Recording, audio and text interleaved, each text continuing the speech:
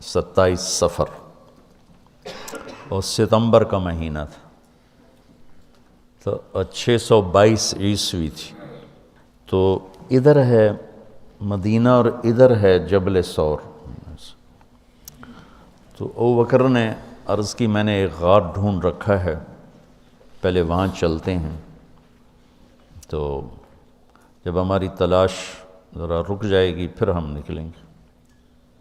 تو اللہ کے نبی پنجوں کے بل چل رہے تھے، پنجوں کے بل، پنجوں کے بل اس لیے چل رہے تھے کہ پاؤں کا نشان دیکھ کر کھوجی پیچھے نہ پہنچ جائے۔ یہ ایک علم تھا جو اب مٹ گیا ہے، چونکہ سڑکیں پکی ہو گئیں تو چور کا نشان ختم ہو جاتا ہے۔ جب سڑکیں کچی ہوتی تھیں تو اس کے قدموں کو کھوجی پہچانتا ہوا چلتا چلتا چلتا اس کے گھر پہنچ جاتا تھا، چاہے وہ 100 میل ہوتا تھا۔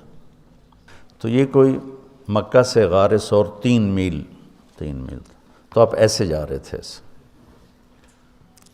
ابو بکر کبھی آپ کے آگے چلتے، کبھی پیچھے چلتے، کبھی آگے چلتے، کبھی پیچھے چلتے۔ تو آپ نے پوچھا یہ کیا کرتے؟ کبھی آگے کبھی پیچھے۔ تو کہنے لگے اخاف الرصد فامشی امامک، اخاف الطلب فامشی خلفک۔ جب مجھے یہ خیال آتا ہے کہ کوئی آگے چھپا ہوا حملہ آور حملہ نہ کر دے دشمن تو میں آگے ہو جاتا ہوں، جب مجھے خیال آتا ہے پیچھے سے کوئی پہنچ نہ جائے تو میں پیچھے ہو جاتا ہوں، اس طرح۔ تو آپ نے بہت شکریہ ادا کیا ان کا۔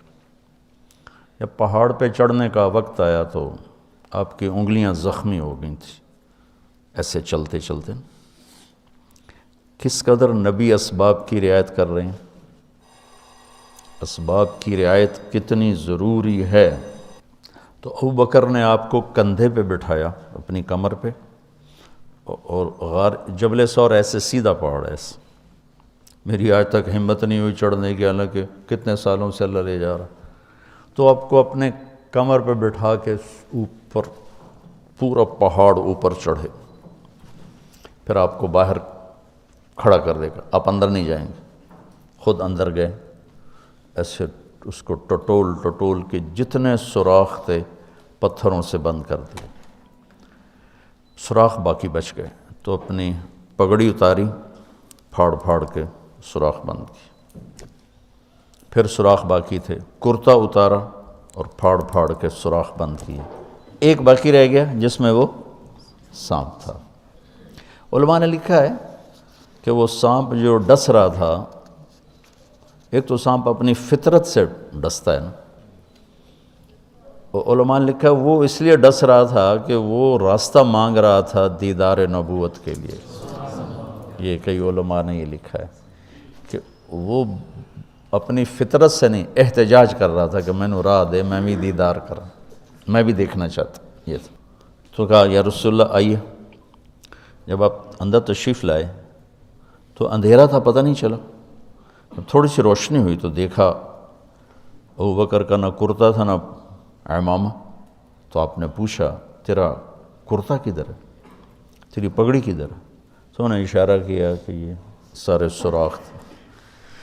تو اللہ کے نبی کی آنکھیں چھلک پڑیں، اور آپ نے ایک دم بے ساختہ کہا یا اللہ میں ابو بکر سے راضی ہوں، تو بھی اس سے راضی ہو جا اور اسے جنت میں میرا ساتھی بنا دے۔ تو اسی وقت جبریل اترے اور آ کر کہا یا رسول اللہ، اللہ تعالیٰ خوشخبری دے رہے ہیں کہ وہ آپ کے ساتھی سے راضی ہو چکے ہیں اور جنت میں یہ آپ کے ساتھی بھی ہیں۔ یہ خوشخبری ہے کہ یہ جنت میں آپ کے ساتھی ہیں۔ تو انہوں نے قریش نے کھوجی بلا لیا، تو انہوں نے وہ انگلیاں پکڑ لیں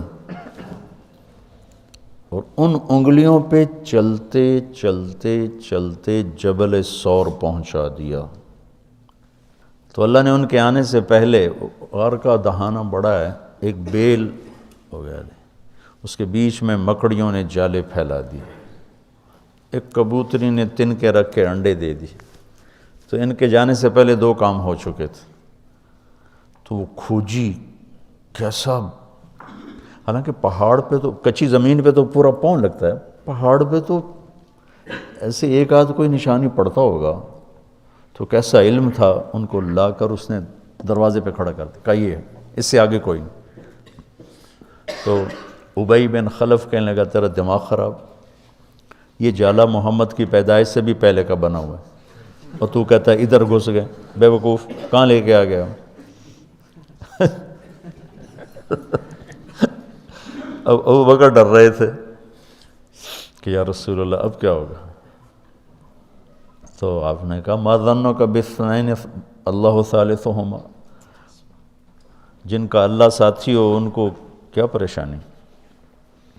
تو امیہ بن خلف نے وہیں دروازے غار کے منہ پہ بیٹھ کے اندر منہ کر کے پیشاب کیا، اب دونوں سامنے بیٹھے تھے۔ تو آپ نے مسکراتے ہوئے فرمایا دیکھو اگر یہ ہمیں دیکھ سکتے تو یہ یہاں بیٹھ کے پیشاب کرتا، تو انہوں نے آرام سے وہاں پیشاب کیا، وہ سامنے بیٹھے تھے دونوں۔ اللہ نے بیچ میں پردہ ڈال دی۔ قرآن ابوبکر صدیق کے اندر کے جذبے کو بتاتا ہے، لا تحزن لا تحزن۔ قوم موسیٰ جب سامنے پانی اور پیچھے فرعون، تو ان کے جذبات کی ترجمانی کرتا ہے انا لمدرکون، انا لمدرکون۔ 40 برس کی صحبت اٹھائی ہے دو نبیوں کی، ہارون اور موسیٰ۔ وہ کلیم اللہ ہیں، پہلے رسول کلیم اللہ، رسول تو ان سے بھی پہلے تھے، کلیم اللہ پہلے کلیم اللہ ہے، اور 4 بڑے انبیاء میں سے ایک ہیں، ابراہیم، موسیٰ، عیسیٰ، نوح، اور 5ویں ہمارے نبی سب سے بڑے۔ تو جب آگے سمندر اور پیچھے فرعون، تو ان کو اپنے نبی کی کوئی فکر نہیں رہی، نہ موسیٰ علیہ السلام نہ ہارون۔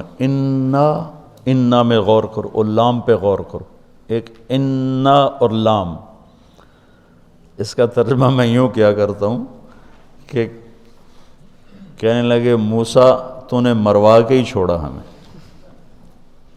آپ کا کیا بنے گا، اب کیا ہوگا، آپ کی جانوں کو خطرہ ہے، ہم مارے گئے، ہم پکڑے گئے۔ تو آگے موسیٰ علیہ السلام نے اتنی شدت سے کہا کلا۔ کلا کا ترجمہ میں یوں کیا کرتا ہوں کہ ہو تسی اسے لیک کہ یا تسی پانی ڈوب جاؤ یا تو فرعون لتر مارے، لیکن ان معی ربی، میرا رب میرے ساتھ ہے، مجھے بچائے گا تو میری تو فعل تم بھی بچو گے۔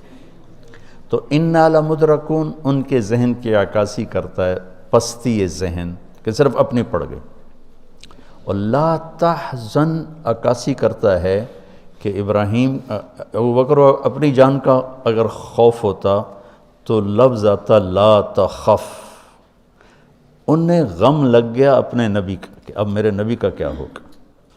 تو حزن اپنے لیے نہیں، اپنے دوسرے کے لیے، آپ کی اب آپ کا کیا بنا، اب میرے نبی کا کیا بنے گا، اس کیفیت کے لیے قرآن نے اس میں عظمت صدیق ہے، لا تحزن، کہ انہیں اپنا کوئی فکر نہیں تھا، انہیں فکر پڑ گیا نبی کی۔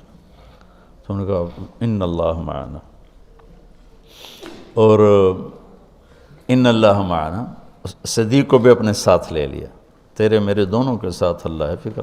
موسیٰ علیہ السلام نے صرف اپنے آپ کو لیا ان کے اس جملے کی وجہ سے، ان معی ربی، میرا رب میرے ساتھ۔